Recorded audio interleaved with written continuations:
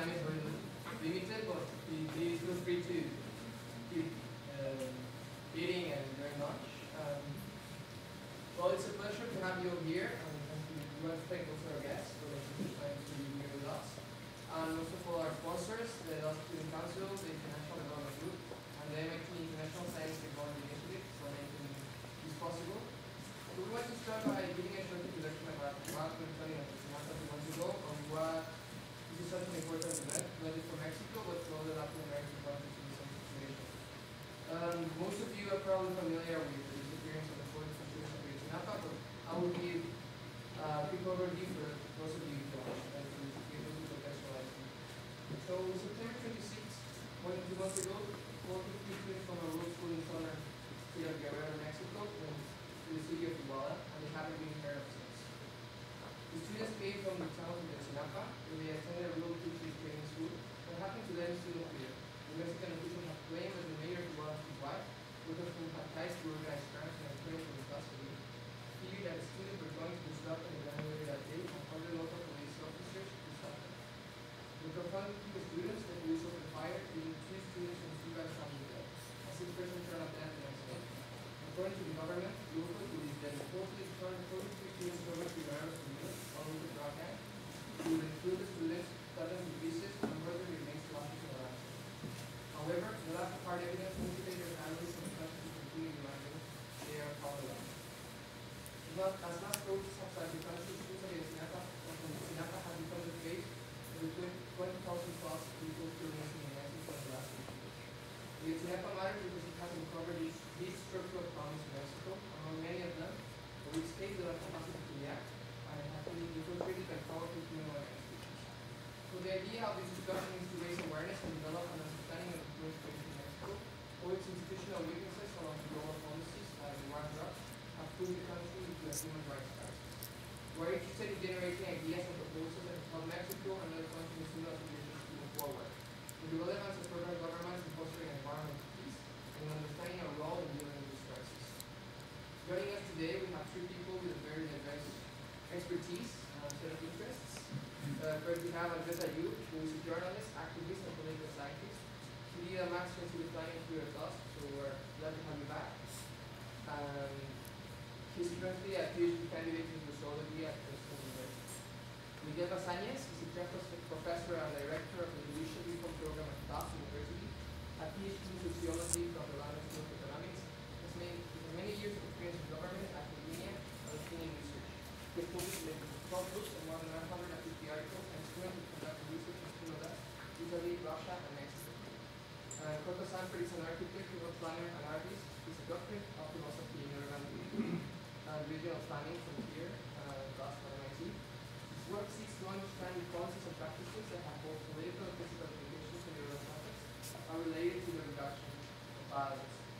So the way we're going to structure this panel discussion is each of you is going to have around 10 to 15 minutes to express your opinion on the particular issues and implications of Ayotzinapa, and also to share your knowledge with us on things that you consider important in studying the situation, and what could be the next steps for Mexico and all of us moving forward. After that, we're going to open up the discussion among you and the audience to start hearing proposals and ideas to address the crisis. So thank you all for coming, and Andrés, you start. Well, thank you very much for the invitation. It feels good to be back at the Tufts. Really, it's a cliche, but it does feel like a cliche. So first, I'd like to talk a bit about the context of violence that has been, in which Mexico is immersed right now. Then I will talk about what are some of the approaches that can be taken to understand exactly what's going on, or at least get a better understanding. And finally, one of the things that has happened in the last 7 or 8 years is that finally Mexico is discussing violence, in particular homicide, but just crime in general, as a problem. Something that has been ignored in academia and in public discussion. Just seeing that murder was something natural in societies, which is in a sense, but that we shouldn't pay much attention to it except as a consequence of crime. Now that is changing. So the first thing, all this in order to understand what could have happened in Ayotzinapa and what's going on. The first thing is that the homicide rate in Mexico since the mid-90s had been going down. It had been about 25 per 100,000 population, and then it went down up until the year 2006. It went down to less than half. It became, I think, a third in 2006. It was around 8 murders per 100,000 population. But then suddenly, in 2007, it went back up. It was a dramatic rise. And in 3 years, by 2010, it had tripled. So, this is important to understand because sometimes, much of the discussion about violence in Mexico, it's linked to a discussion of crime, and of course it's linked to cities and urban agendas and police reform, etc. And because of the type of data that we have, which is mostly aggregate data at the municipal level, the discussion is very criminological in a sense. So right now, there's interesting work that has been published, and people are still doing that kind of research, looking at what may be the structural factors that explain homicide. So, is it poverty? Is it inequality? Is it the governance relationship between the national government and the local government? Is it informal institutions that have been, that broke down after democratization, that were really solid under an authoritarian regime, but then political competition breaks them every 3 years? So these are the structural factors that have been that are being studied and have been studied. There's some interesting research.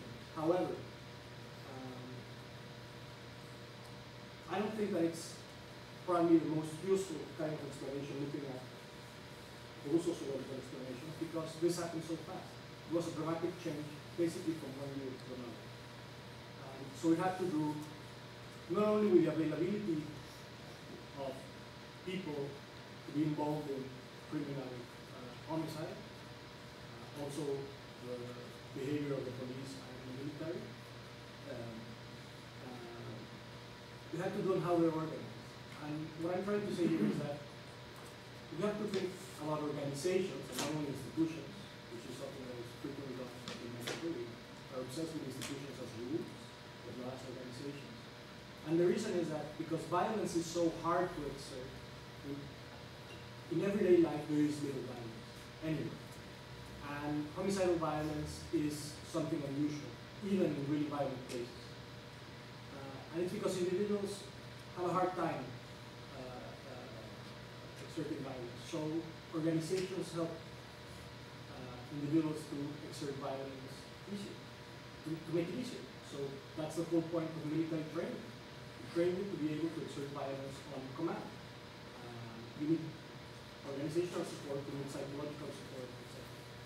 So to understand what's been going on in Mexico, we have to understand what is the organizational and psychological support that makes it easier for people to commit violence, particularly if we consider the level of atrocity that violence has reached.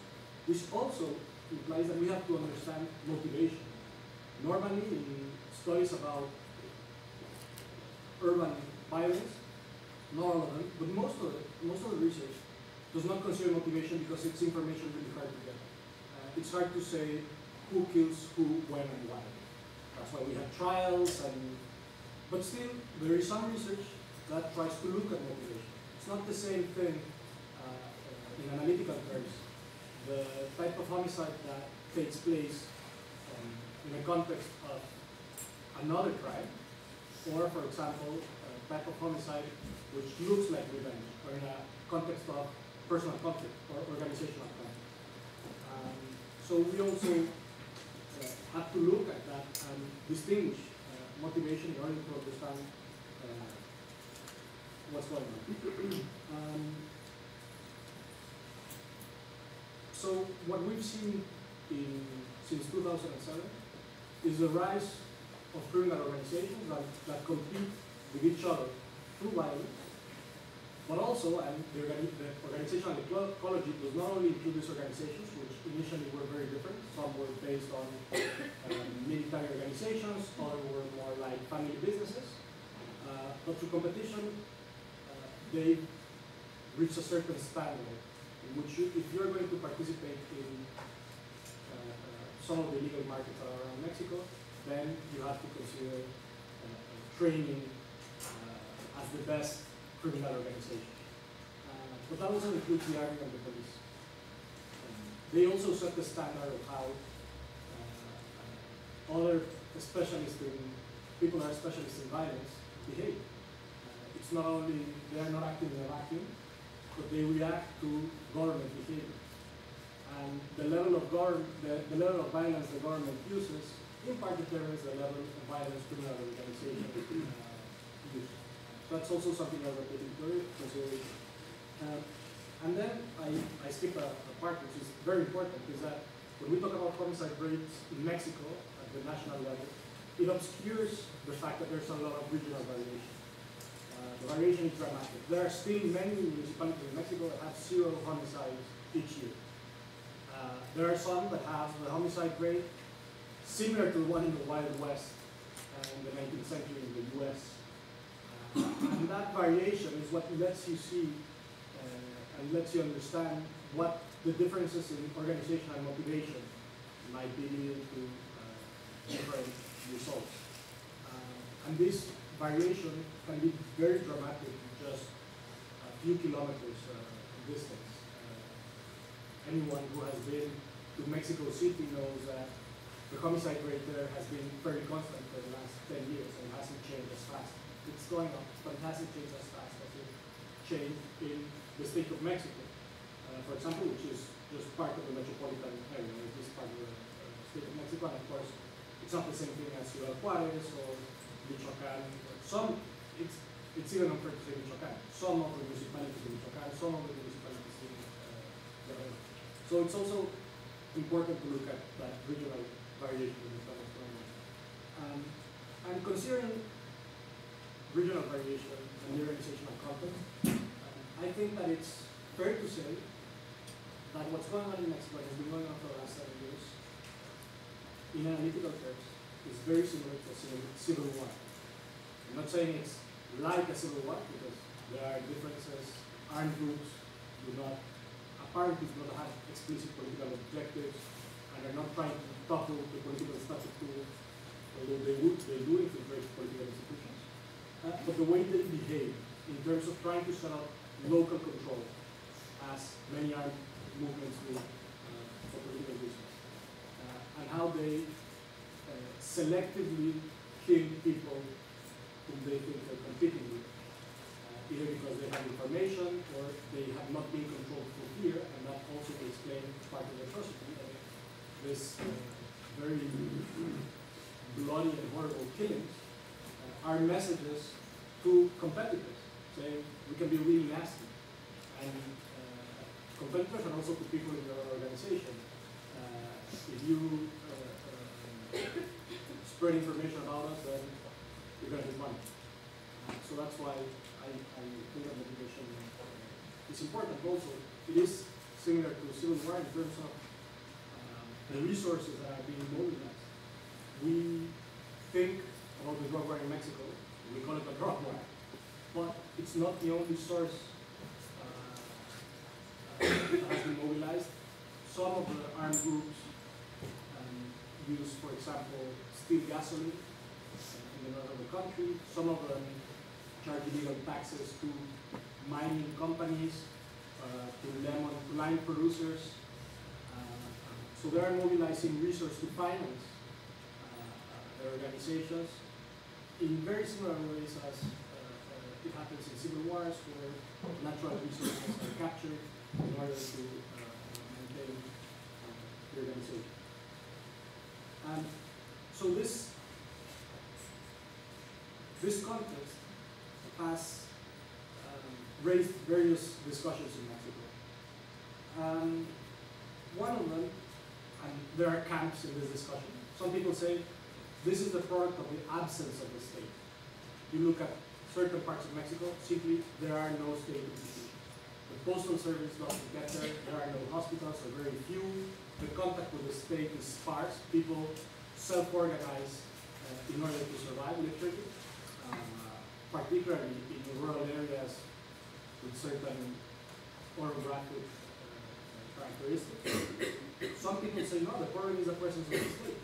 Is this type of state. You have to specify that it's not just the state, but it's a state that is corrupt, that where impunity is generalized in the behavior of public officials.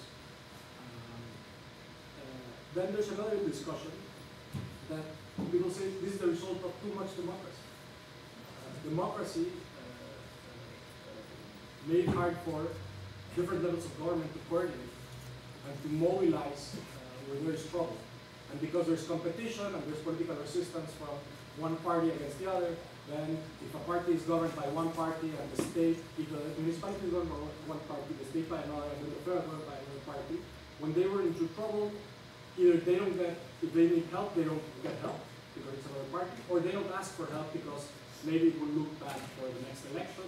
So some people argue democracy has brought a problem of coordination. On another camp, people say no. The problem is that there's too little democracy. We have 3 big centralized parties. Public officials there is accountability from public officials, but accountability goes upwards, not downwards. So any decisions that they take in terms of public policy, they're trying to satisfy people that are in Mexico City and not their citizens. So they cover up stuff.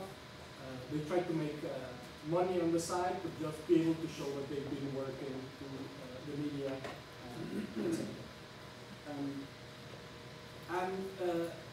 Part also of the discussion is if this is a problem, if it's just a drug trafficking problem, or is it and if so, if we legalize drugs, is the problem over?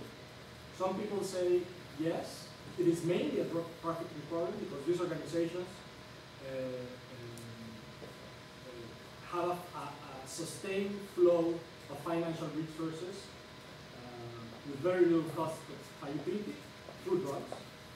Some people say, well, yes, that's part of the business, but now they sell protection services. They extort people in many cities. So even if you remove the drug market from illegality, they would still operate in very similar ways. They already have the capacity and they would just diversify their markets. That's another discussion. These discussions, in part, determine the possible solutions. Some people say this can be fixed centrally. The central government basically needs to be able to control what goes on in every municipality, in good or bad terms, either through the police, through fiscal policies, with better coordination and restrictions to what mayors can do, etc. Some people say it's, again, the exact opposite. Local governments need more resources, they have more information, they understand this variation that is not understood at the national level. And my impression is that the more we look into this, and this is how it's linked to, and it makes sense that we're at that, the more we look into it, and the more variation we see from case to case, we'll see that urban and local policy issues are crucial in the control of everyday violence. Maybe with heavily armed paramilitary groups you need more than local police. That is true. But because these groups are still linked to local sources, local economic sources, and also they're linked to local labor markets in a way, part of the control has to cross through local governments. So my time is over, so if there are any questions, I'm talking about that.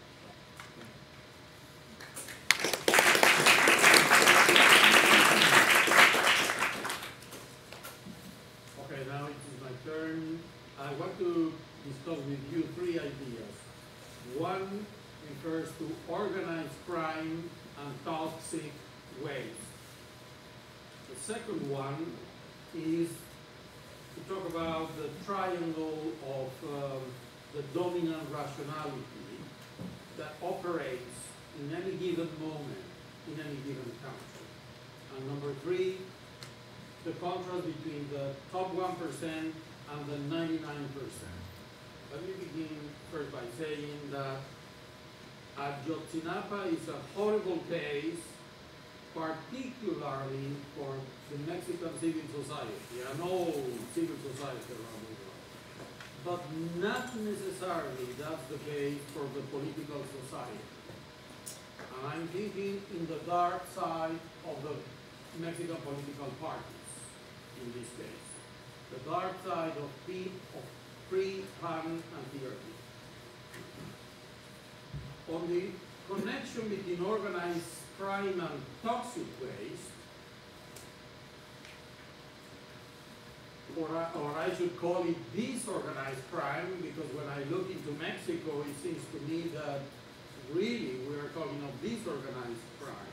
But what I want to emphasize is that the Ayotzinapas that have been happening in the last 8 years in Mexico are not just a happening. The same way as toxic waste are not just happenings, they fulfill a purpose. They are functional to something. And I think that's what I would like to think with you. The modern world has a lot of upsides, but also downsides. And I think that's something that could help us to explain what's going on in the case of Mexico. You may have known that heroin production began in Mexico as a training, as a function of supplying the US Army during the Second World War, and in a way that's when the drug production, the drug business in Mexico began. Now, the same way as collateral damage is seen in the case of the Taliban in Afghanistan or Al-Qaeda, in some way that seems similar to what happened in Mexico. It may remind us a little bit more like the opium wars of China in the 19th century, but I would finish this point by reminding that President Eisenhower, on his farewell address in 1961, warned of the military-industrial complex that was growing very strong.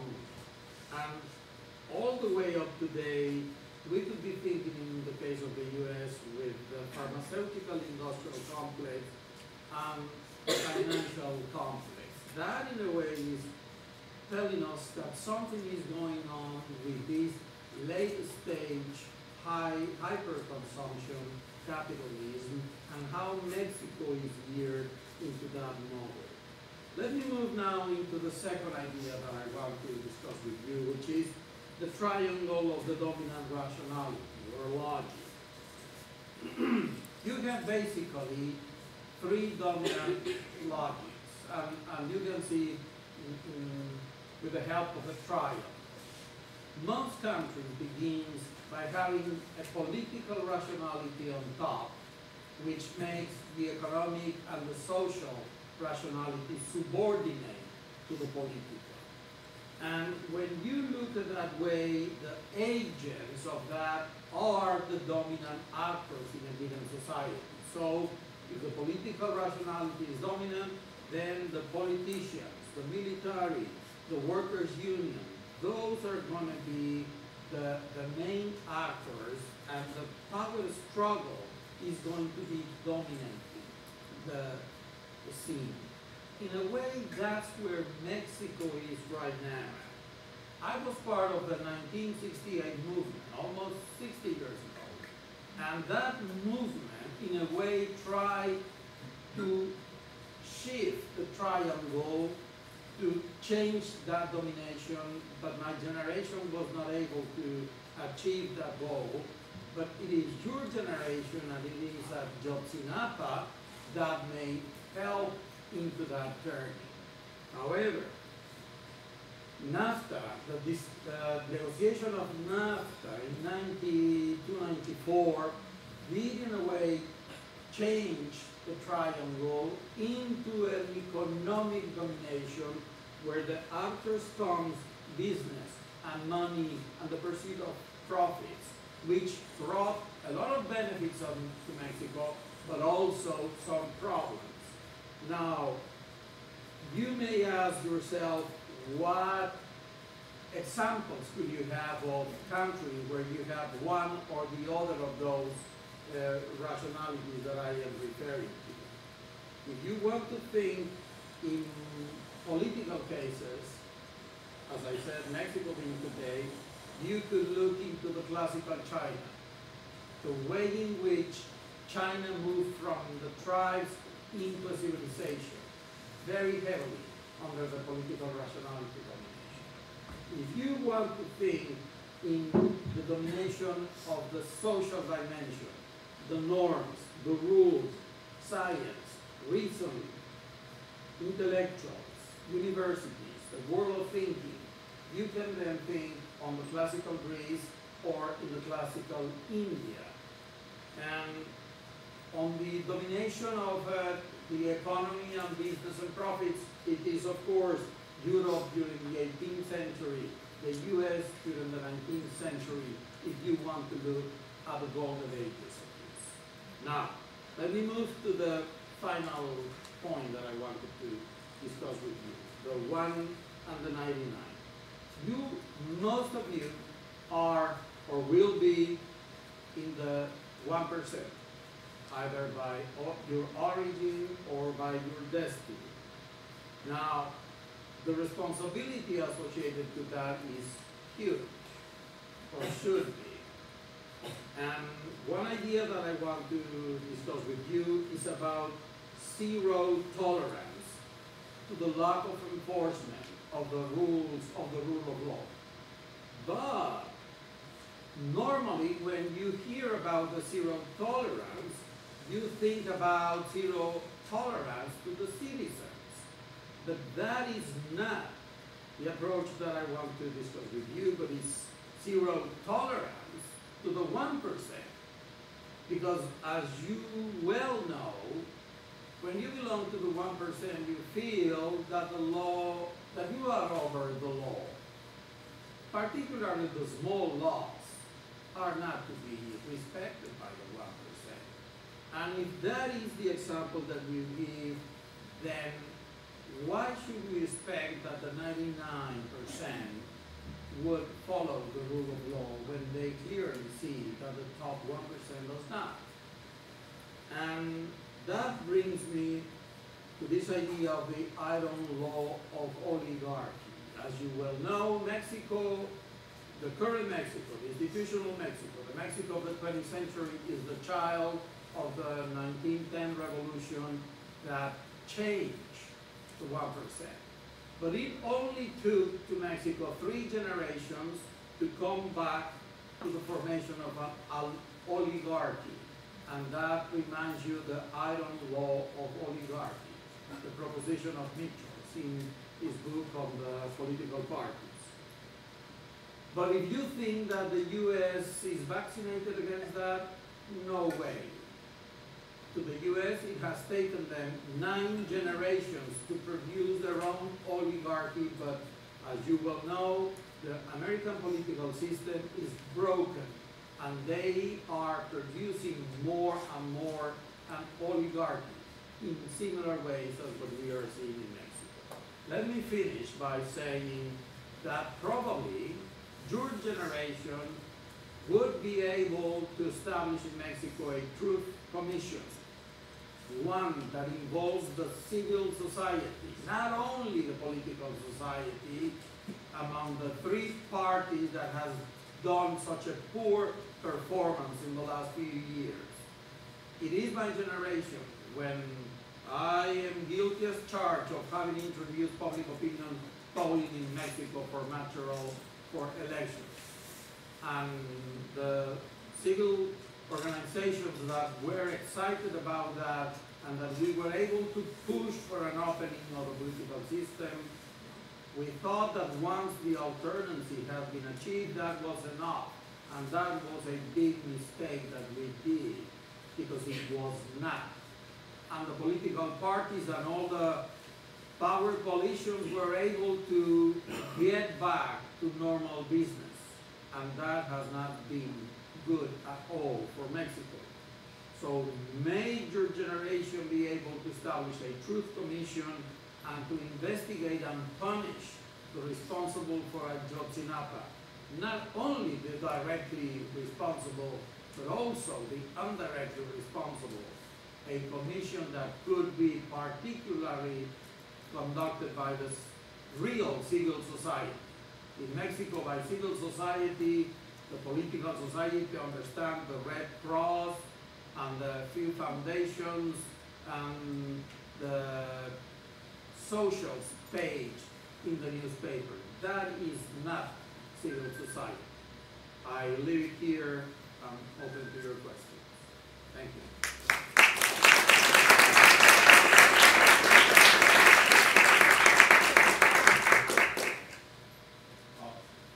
First, thank you for having me here, inviting me. It's an honor to be here, and I want to apologize first because I'm Colombian. I'm not Mexican.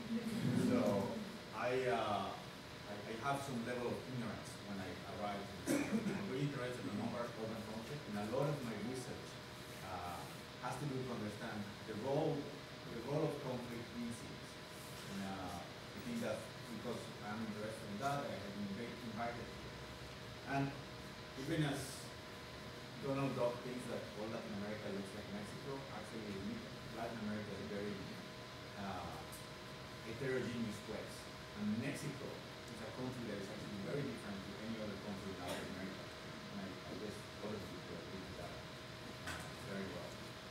And as such, it becomes very important to try to understand what actually is happening here. And there are many authors that try to use these last years of the Mexican narco conflict as looking at kind of a Colombianization of the conflict in Mexico.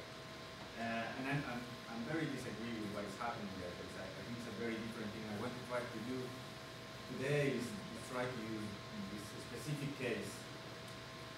And by the way, because I'm Colombian, I don't get that gene that the Mexicans have to pronounce words like Ayotzinapa.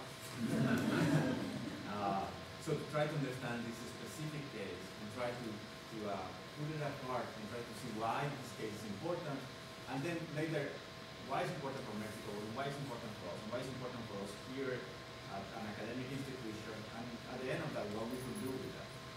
And understand, as you were saying, that it's a moment of crisis, but it also is a moment of great potential to change, to use civil society to make important changes in what is happening in Mexico. Just to go back to that, to this idea of Mexico as being a very unique country, one thing that we forget a lot is that during our lifetime, actually Mexico has gone through very important political transformations. It was not long ago that the PRI was the only dominant real party in Mexico. And that everything, and that there has been in the last 50 years, a very important transformation in which there has been a proliferation of different parties. And that as such, it's a kind of new political system, and there is a weakness in that process. And that's why Mexico is doing that. And it's happening in a context in which drugs and drug markets are actually being able to capture some of those, that weakness of the political process.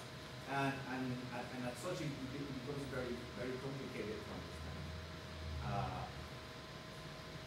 I'm a little bit in disagreement with the idea that, for example, Calderón was the one who actually initiated the conflict on drugs in Mexico.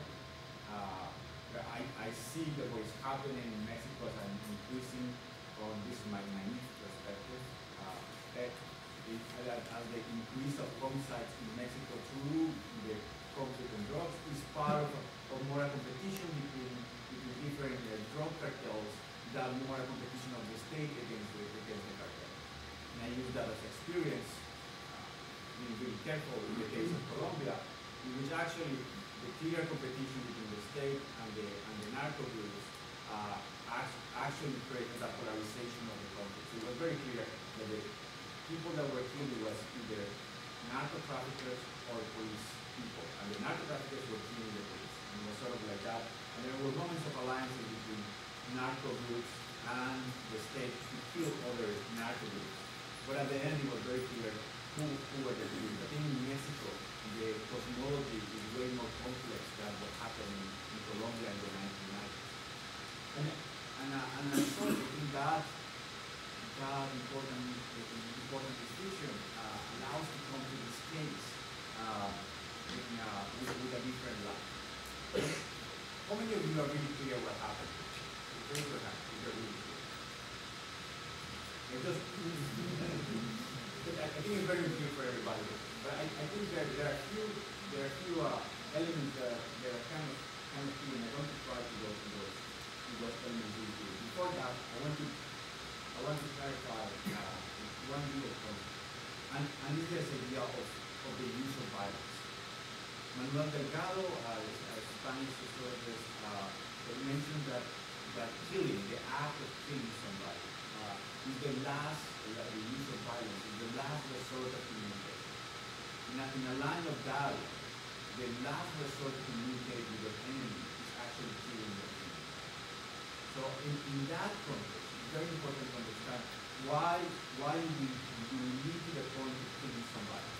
And in that context, it's also important to understand that one of the key rules or the ways to understand the state, and whether the state has provided the idea that the monopoly of violence is within the state. The state has the ability to use violence is the only one that has the legitimacy to use violence. And when there are, in the kind of countries that we badly call weak states, what we see there is a competition of other actors trying to have the monopoly of the violence within that context. So let's try to go to the case specifically.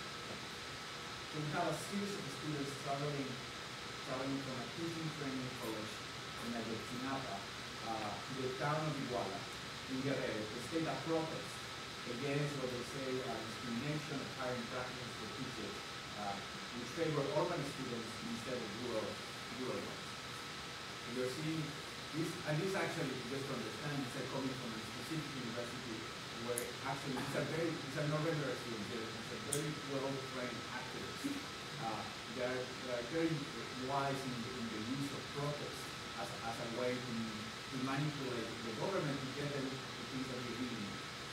So these are the students that are traveling to this, and the police, it seems to be, the police open fire to the students because they are ordered, it appears from what we know right now, what the news is known, that the mayor decided that this is it was a tricky situation in order the police general to actually, sorry for the title, but ordered the police to go and stop the buses to arrive to the city to have the protest. In the confrontation, the students are killed and then later are kidnapped, and the police group are joining the students to a specific gang. And based on some of the declarations of the gang members that actually took the students, they are told that these are members from the opposite gang, kind of weird concept, and they are later killed as the statements of these specific individuals. They are killed in a dump site, and then they report in that. So this is a perverse situation.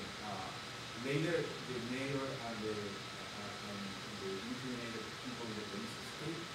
The mayor and his wife are actually captured in the city of Mexico. And later on, through this series of events and the public protests that are happening all over Mexico, we're seeing the crisis that is happening in this country. It's very interesting to what is happening. Those are sort of the facts that we sort of have a little bit here, sordid facts about it. But one thing that is really important about understanding about that context is first is that what is really important here, and one of the things that is happening today, is that in Mexico there's a new set of regulation about mobility. You'd like to talk better than me about this. But basically this regulation, what it's trying to create is give the state tools to actually prohibit people to be able to stage protest, to control the mobility of individuals to actually do what has been happening since the specific event. So what is really happening here, what we're really fighting for in this whole thing is the ability of civil society to be able to stage protest against this. So the weakness of this is not a drug deal, this is not about drugs infiltrating the government, this is about all the lack of possibilities of the civil society in Mexico to be able to say, against what the government is doing. And the weakness of the government to try to react to that and using this kind of perverse tools to actually kill and suppress the society. Using a set of non-state actors that are operating in the territory. I think is that at the end, I think that's what is really important here to understand. I think the set of the way the government is moving into, the set of tools that the government is trying to set up to control what is happening right now, it's all set up under the idea of how to control civil society in a way to actually have the right to protest. And I think, so that takes us from my perspective, and I'm happy to be wrong in anything that you say. So from that perspective, so what is our goal? What is next? I think what is really important here is that we're really fighting for the ability for us to say to the state that things are going wrong. It's a human right to be able to do that.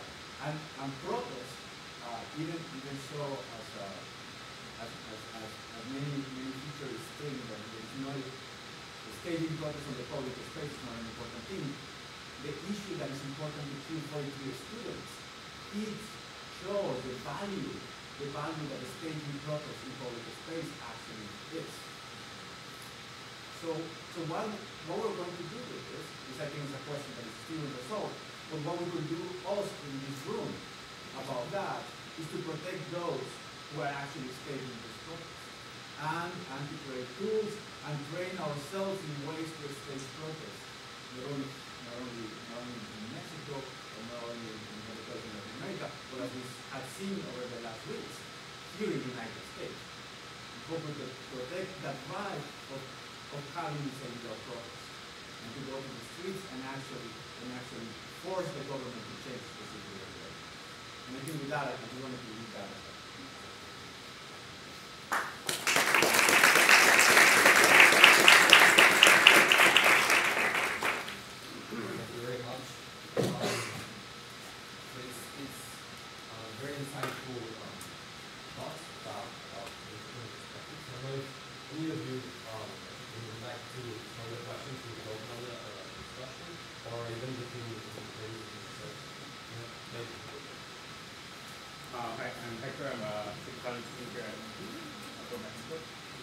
Being a public school, I'm interested in the way you think about the responsibilities of cities, specifically municipalities in Mexico. One of the measures that the President of Mexico has announced has been to change the law in order to start concentrating the police in the state as opposed to the municipality level, and ultimately to concentrate police responsibility at the federal level.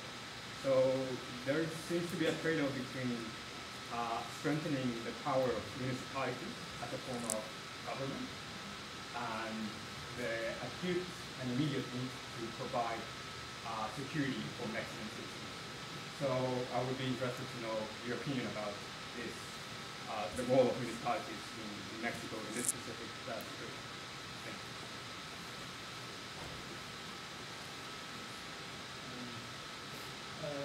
Yeah, so I find the proposal by the President problematic.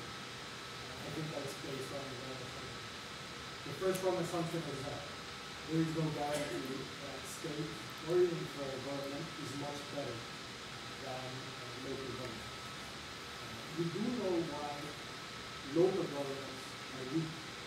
It has to do with fiscal policy. It has to do with what I would call the obligatory 3-year rotation of every public servant at the local level. There's a 90% rotation of public servants at the local level. So as you can imagine, there's little organizational capacity. Like even the municipal treasurer, when he goes into his new office, there are no books that he can read off. Not in all municipalities, but in many municipalities, what has been going on with local finances for the last few years. And that's because there are term limits. There's no election in Mexico, and there's no public service at the local level in those cities. So strengthening local governments would probably have to do with giving local governments the instruments to build strong organizations and government capacity and not to substitute it. So what right now the federal government is thinking is that they basically need to substitute. It's not only the law to centralize the police, but there's also a law to intervene in the whole municipality. So they want to pass a law in which the federal government decides that a municipality can't take care of itself. So they remove the elected powers and intervene. We also another problem that creates is that by basically cutting off the diversity that is in local government capacities and in police organizations, because there are some successes in local police, then there are no successful cases we can study. If you suddenly say the 1,800 police institutions, local police institutions in Mexico are all the same and disappear them, then whatever happens to the 15 that we're working on, what could we learn from them? Finally, there's, I think, another problem that the federal government has not taken into account. That's probably part of what happens at the local level. Right? Because there's so much rotation in public posts at the local level, there are permanent conflicts, not just regarding organized crime, but permanent political conflicts are hard to solve because hierarchies are unstable. And what has become stable, since it is not the government or any public institution, are organizations outside of government. So criminal organizations do have a lot of control in many municipalities. I wouldn't even say a majority, but at least those that are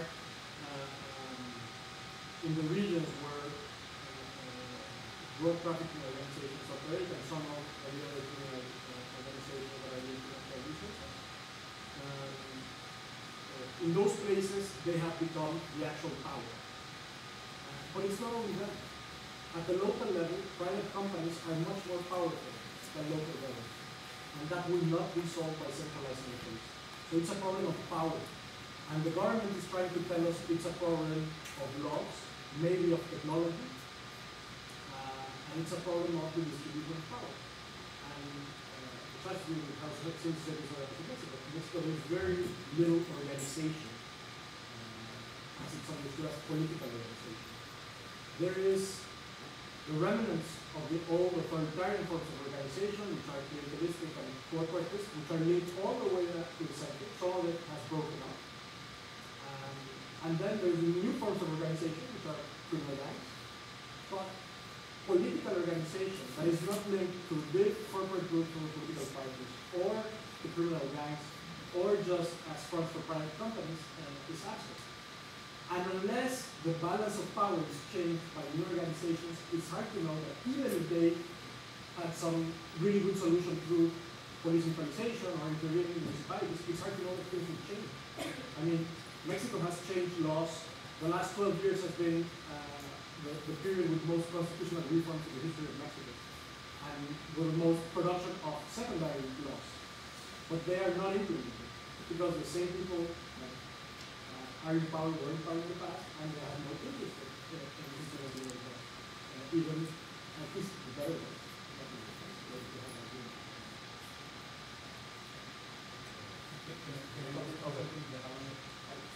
I have a little bit of disagreement with that idea. Not because I think what you say is wrong, but my disagreement is the following. In Mexico has been very difficult since the transition, the political transition in the earlier decades, to actually have police reform. And what I think is a moment of crisis, where you have enough political capital to actually generate that kind of police reform. Maybe the reform is not that one that is being proposed at this moment, but I think it's a great discussion to have at this moment, and I think it's enough political capital and civil society pressure to actually generate a very important kind of way to re-picture the idea of how police actually works in Mexico. And I think that shouldn't be discarded as one of those opportunities. I think right now, and these social movements die really quickly. We have to be really careful about what we could actually achieve with what we're doing right now. Let me just have 30 seconds say that Mexico copied the American model of police organization, which is a society very horizontal. So you have thousands of little county police, municipal police in Mexico. But Mexico is a completely vertical society as the rest of Latin America. So we should be looking at what are the systems that are working in Latin America. And so far, the police organization that seems to be working better is the Chilean police. So we should, I agree with what they have said in terms of this is a moment that discussion should be taken into consideration.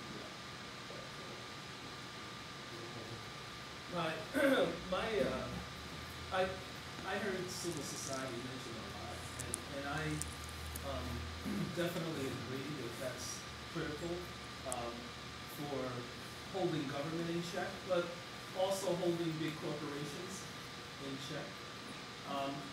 And I think there's a general lack of theory of what civil society, of how to strengthen civil society. I mean, because it basically, I think, most people think it means volunteerism. So we just expect the people to come out over and over and over again, and we expect the people to understand what the banks are really doing, and we expect the people to actually survey Latin America and find out which countries have working police departments and which don't, and where do the resources for all of that come from? I don't think there's a theory on that. I mean, government knows how to finance itself. Corporations have a way of financing themselves. Drug gangs have a way of financing themselves. What's the theory on how civil society organizations are supposed to finance all of this work, which requires real capacity? And I don't think this is just a problem for Mexico. I think it's a problem here, everywhere I see it. I don't think that we have a theory, a democratic theory, about what is the role of civil society vis-a-vis democracy. I don't think we have one. And so I'm just curious, like, if you have any thoughts in that regard. I mean, one idea, for example, I've had is, should universities be required that get public funding to offer services for civil society groups, for example, you know, as a way of strengthening the capacity of civil society groups and making universities more accountable. That's just one idea, but I just see it as a huge problem because, you know, in this country, you know, last year they were demonstrating around Occupy in the banks, or a couple of years ago, and now it's student loans, and now it's Ferguson, and tomorrow it'll be something else. And they all are the same people, and they really can't fight in all these fronts in a sustained way. I don't have an answer for this first.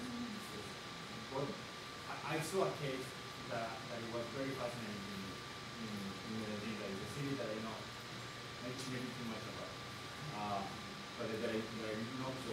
There's a case very interesting there where this group of different organizations of civil society were able to access funds from the participative government. What I was really interested about these specific organizations is that what they were trying to do, it was actually work for to red flag human rights violations. So each group had their own kind of program, but when they joined together, the idea was they were able to actually fight abuses of the state and fight abuses of the narco groups within their community. So what allowed this series of groups to exist over a long period of time was the ability that they could get money from this participative budget. And if you don't know what participative budget is that the state takes a chunk of money and give it to a specific community and let the community to decide how to use the money. So what was important about the participatory budget in this context was that the money was not given by the government to the specific groups, but it was the community the one who distributed it, decide who get the funds. So in a way, these organizations to be able to go and attack the mayor. And for me that was really important, because they were able to get money from the municipality, but then at the same time to write a letter explaining that the mayor was paying money to the drug lords. So that allowed this system, moving the money aside, allowed to shelter these groups to be able to have enough resources to enact protests against different groups, even the state. It's really important to be able to contest the state. And in that case, that was very small. I mean, it was a very interesting way of finding that kind of funding and the network to actually maintain the group. And the network was created because they needed to associate together to be able to have enough strength to make a case to be able to get the funds to that community. But it's just a small case. We need something that could be scaled up to different contexts. I actually think there is a theoretical argument on how to finance civil society institutions, and these are institutions that have been historically very successful, and labor organizations. And we have to think how to reorganize labor. They have resources, and they have been the only civil society organizations that have been able to check those that have relatively more power. That's what happened in the past. Actually, if you see, and in many, I think that labor organizing can have various effects in the short term, not just in order to mobilize for completing protests, but even in discursive terms, the existence of unions changes public discussion. And in public discussion right now, at least in Mexico, and I know in the US, it's not the same, but it's close. Unions haven't had a voice and haven't been very representative of union voices for a long time. So I think we have to rethink that. Thinking particularly about Mexico City, it's very, I mean, I will use myself as an example, not to be unfair, but it's very common for middle class people to complain about people who are organized in terms of professions or labor, because they feel they're monopolized and they are affecting the ability of government to solve problems for the general public. But at the same time, I think that part of the explanation why Mexico City has less violence right now than the rest of the country is because the whole city is very organized. It's organized in terms of people that sell stuff in the street. It's organized in terms of unions. There are more unions than in other places. And having all those organizations makes it very difficult for criminal organizations to actually grow without coming across other organizations that are very well established. It's not the same thing. People in criminal law and theory of organized crime love to say that street value organizations are the same thing as cartels. Well, they are not the same thing. They are very different. The reasons why they exist are different. The services and the way they provide services are different. So maybe we really have to rethink what has been the role of organizations, like street value organizations in Mexico City, in order to control violence that will otherwise be a job. And finally, just to go back to the previous question that I was answering to your comments as well, Mexico has had something like a centralized police for a long time. The municipal police in Mexico was started to be built since the year 2000. Before that, there were very few local police departments. They weren't the biggest municipalities, but that was it. The rest of the country has been policed since the revolution by the army. And that's still the case now. The research I'm doing right now is about the behavior of the police and the behavior of the army and the behavior of the Marines, because the Marines are also involved in policing right now. most of the armed clashes between police and criminal organizations or between security forces are with the army. Because in most of the country, the most important security institution for public security is the army. And the army don't behave like the police. They are trained for different reasons. They don't have a direct link to the judicial system. So if someone is committing a crime, your first reaction is, oh, it's not, oh, I need that person as a witness, or I need that person in order to stand trial. They think this person is a threat, so maybe should be shot. We've seen in the context of this drug war, but also in the past, it's just something that wasn't so evident, huge human rights violation by the army. It's completely centralized. And they claim we only follow orders. But before the Ayotzinapa massacre happened, in Tlaxcala, the state of Mexico, 22 people were killed by the army. The army argued that they were criminals. So that and then the judicial authorities say, we don't need an investigation. The army said that they were criminals. Thanks to news reports, we realized that 2 people had been shot in the gunfight. But then the other 20 were basically executed by soldiers. And it's not the only case. I mean, there are many other cases that have been done, and that is a centralized institution. It's not as corrupt, it's not as weak, it does have the command structure and the arms to confront criminal gangs, but it's not very effective. And actually, it may do the opposite. It might change the strategy of organizations. If you know that you're going to run into the army and the army is going to shoot first, what do? You get better weapons and you shoot faster than the enemy. So that has generated a reaction in how organizations work. So policing is not the same thing as just trying to keep the peace with a centralized army. Let me just make a warning when you're concerned about financing civil society organizations. In 1988 to 1992, when a civil society mobilized very much in Mexico, there was not that much of a concern of getting finance, but a lot of achievements were done. However, after that, some organizations learned the way of getting funding from foreign and international organizations, and then in Mexico appears some of a bureaucracy, the professional civil society, that in a way forgot about the original mission and they just kind of kept milking the donors. And I wouldn't say that when that funding was coming through, the achievements were more than before when there was not funding. Now, in the last few years, I have seen better organized civil organizations that are doing a good job, but are the few. And the largest numbers, I have sensed kind of a bureaucracy with missing the mission. Can I just say, I agree. Talk about. But so my question is, what then? And labor unions are less than 1 in 10 workers in the U.S. And historically, the U.S. have excluded people of color and women. That is not a democratic solution to building civil society. You know, they choose who to organize, who not to organize. Labor unions in the United States actually join with business to support unemployment as official policy to hold down inflation. That's their position in the U.S. That's not democratic. Nor is the foundation mafia democratic. I agree. My question really is, what then?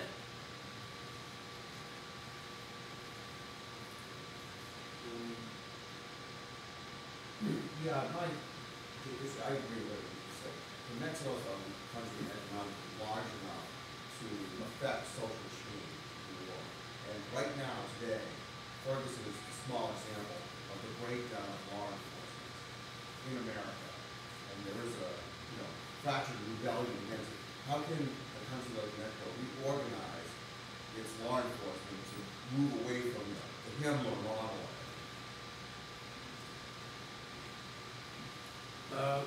Let me share with you. I was Attorney General in the Middle Ages back in Mexico, 1985. Most of the audience was not born. the state of Mexico in those years, and the whole of the country, had not big problems as we have today. But what I learned is that the Attorney General's office by then was about 2,500. That was the force. And what I learned, I was already very much in love with public opinion polling.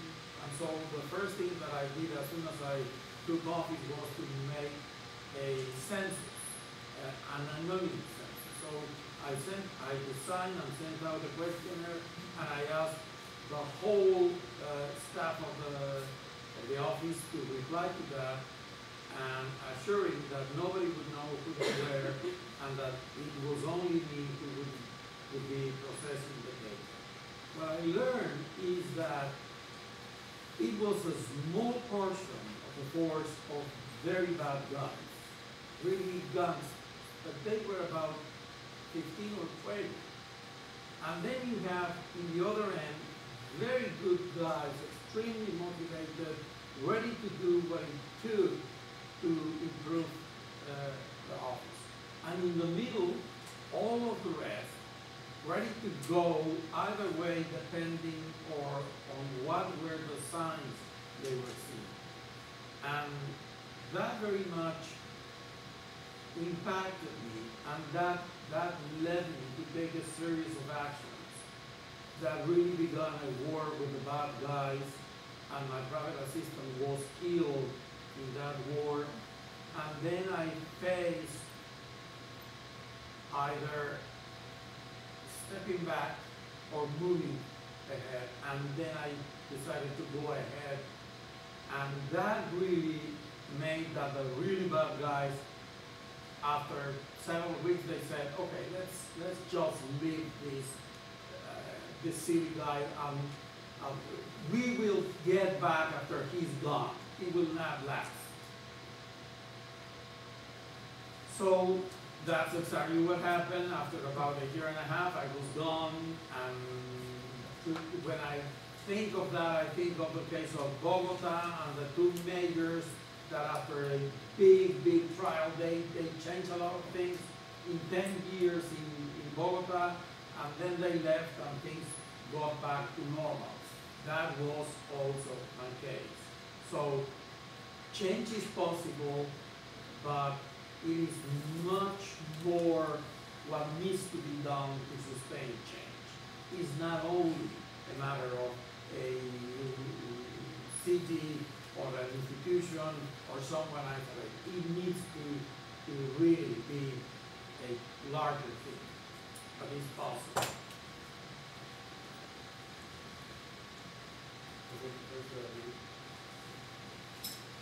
I'm Robin Wheeling from the University of Connecticut. I was wondering if you could speak to the role of the Human Rights Commissions of at all the various levels up to the Inter-American Court, and if they have any real effect in this situation. I'm not that. I have not worked on that, but I can share with you. Number one, the Inter-American Commission has been seen as something that can help, and I think of the Castañeda case where he was trying to promote independent candidates in Mexico, and he appealed the commission, and of course the Mexican government opposed, but finally that is taken. In terms of the human rights commissions in Mexico, you have some that are very good, some that are very bad, and the struggle into how to control those is on a day-to-day basis. There are some, it really, the local human rights commissions are very dependent on who's heading them, and that's part of political negotiations that take place in each state. So the more and more they work less, they have been colonized by state governments. The same thing has happened in the last few years with the National Human Rights Commission. apparently the new head of the National Human Rights Commission is someone we still don't know, but there's some evidence that he is really worried about human rights violations in Mexico. That doesn't mean that they've stopped working. They have documented many cases of human rights violations, both at the local and at the national level. And even in the case of the Inter-American Commission, it has been crucial to change the law so that the Mexican military can go to civilian tribunals. In the past, I mean last year, they would only be judged in military tribunals. Now they will go to civil courts. Actually, I think that the first case has already been went all the way to the Supreme Court. Now it's being, there's a commander on trial in a civil court. So that's, if it wasn't for the Inter-American Congress of the United States, I would have to be paid. So you're going to have to discuss on the other side if you want to go on the right now. So the Instagram is going to sorry,